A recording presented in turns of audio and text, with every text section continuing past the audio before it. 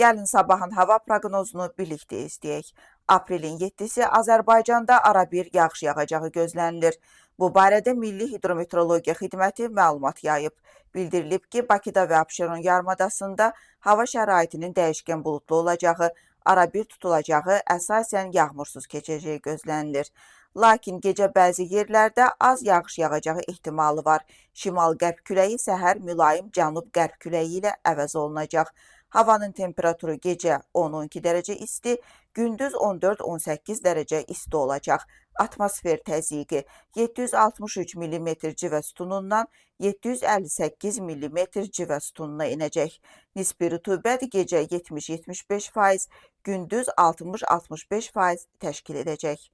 Azərbaycan rayonlarında bəzi yerlərdə hava şəraitinin arabir yağıntılı olacağı, dağlıq ərazilərdə qar yağacağı gözlənilir.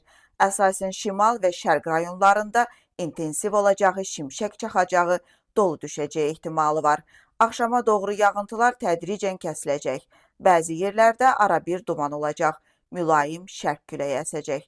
Havanın temperaturu gecə 10-13 dərəcə isti, gündüz 17-22 dərəcə isti olacaq. Dağlarda gecə 0-5 dərəcə şaxta, gündüz 8-13 dərəcə isti gözlənilir.